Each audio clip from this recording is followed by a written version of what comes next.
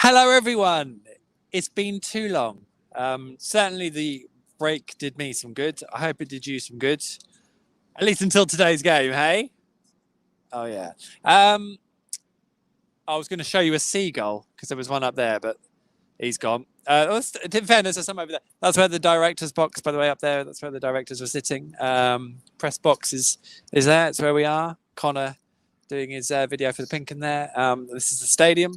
Norwich fans were over in that far side. And that was the world in which we've existed for today, where a football match took place, but not as we know it.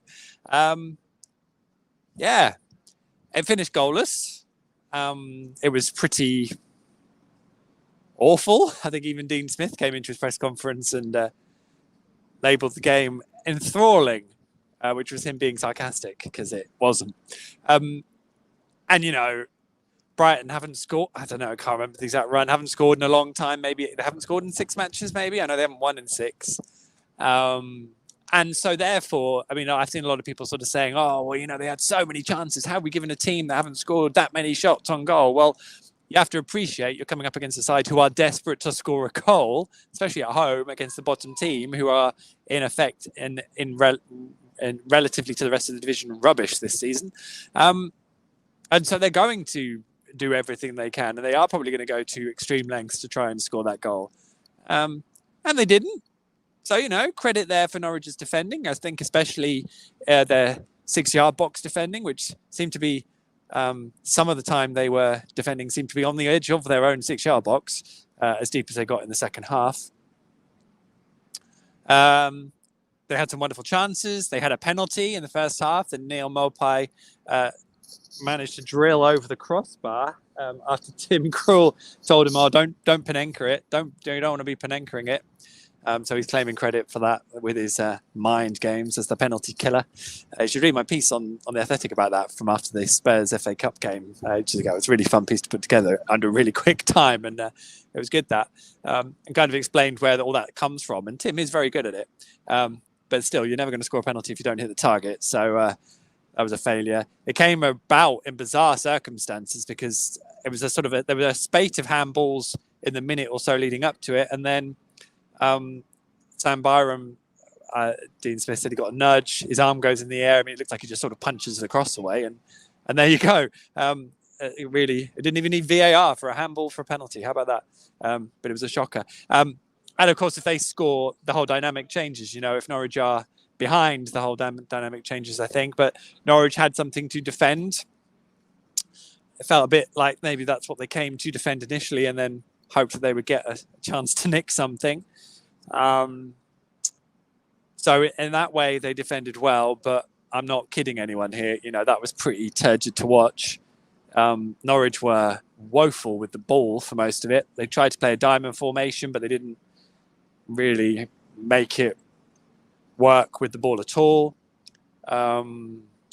They looked really short of quality. And yeah, it was horrible. And the best probably moment of the game for me was that, you know, Norwich had a really good chance from Milot Rashica late on, where Billy Gilmore and Teemu Pukki did really well in the build-up. But, you know, Milot has to score. And they had a bit of pressure then, and it just gave the 1,800 supporters something to actually cheer about. Because until that point, I mean, you know, it's a lot of time, it's a lot of effort. And, you know, if you're putting your hard-earned into doing that, that's not ideal, really, is it? Because that's, you know, you do it for the love of it, but it doesn't half make the going difficult. So, yeah, I fully appreciated what all the Norwich fans had to go through, and you know, to be here and enjoy that. I'm live. Are you okay? You'd see my pass? Okay, it's there. There we go. Okay, thank you. Good, that was important. I enjoyed that. It's funny, I was warned about official stewards at the start who might do that. So there we go. Obviously an important job at this time of day. Anyway, yeah, so sorry, I've spent about 2 minutes there waiting for him to come and ask me that. Only doing his job. I don't want to be mean. only doing his job. Yeah, I felt for the Norwich fans because they hadn't had a lot to sing or do anything with today, and when you're committing the time and the money at the moment, and there's a squeeze on everyone's time and especially on their money, I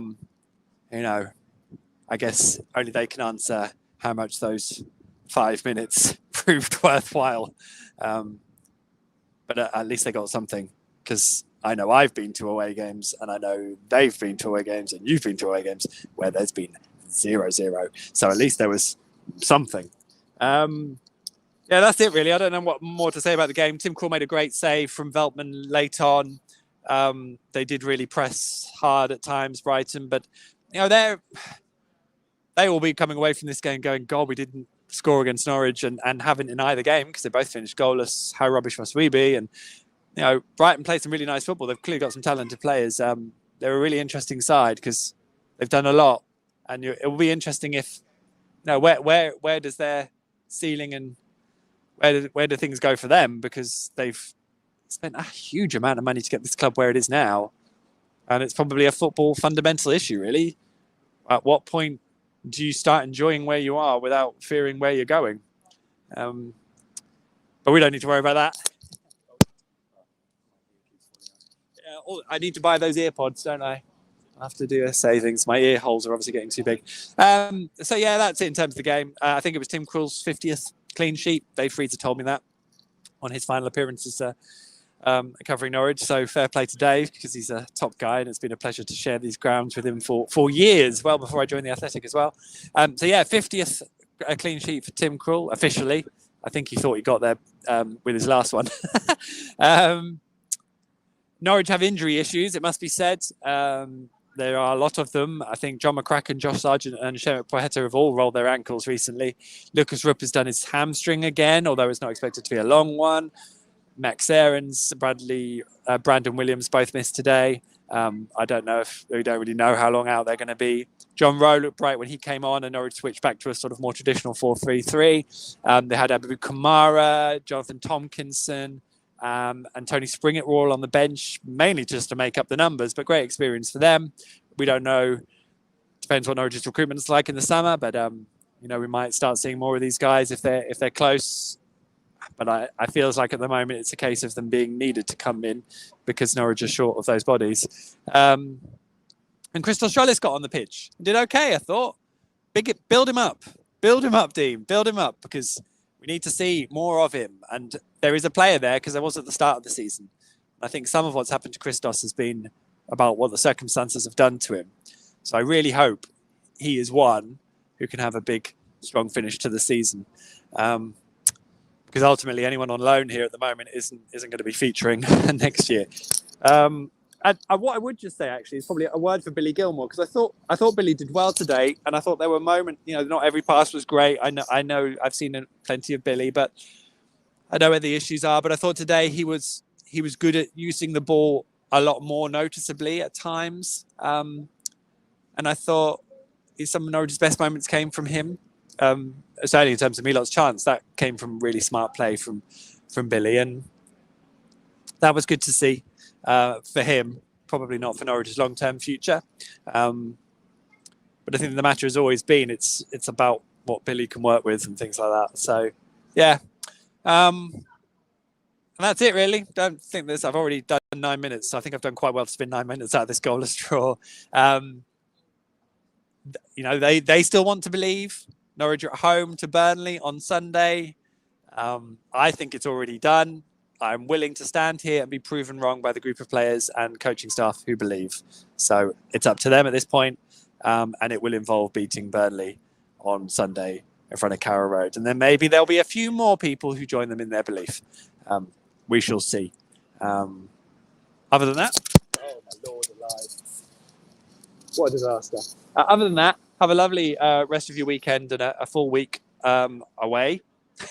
The Athletic, obviously, for my pieces, give those a read. There's a couple as well from the 3 weeks away if you haven't caught them. So log in and have a look, because there's loads of good quality there, especially across the football world. The level of writing is supreme. And then if you want to read about Norwich, of course, you've got my stuff there too. The On The Ball podcast will finally have its 100th episode on Monday Night Live with me, Steve, Chris Gorham and Dan Brigham. It'll be a cracker. We've got loads of catching up to do, and we'll make it loads of fun, I promise. So enjoy that live on whichever platform.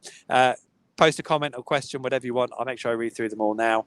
And look after yourselves. Have fun. Take care. It finished 0-0 here. If I've missed anything, like Simon Hooper delaying us all for halftime, to replace his earpiece.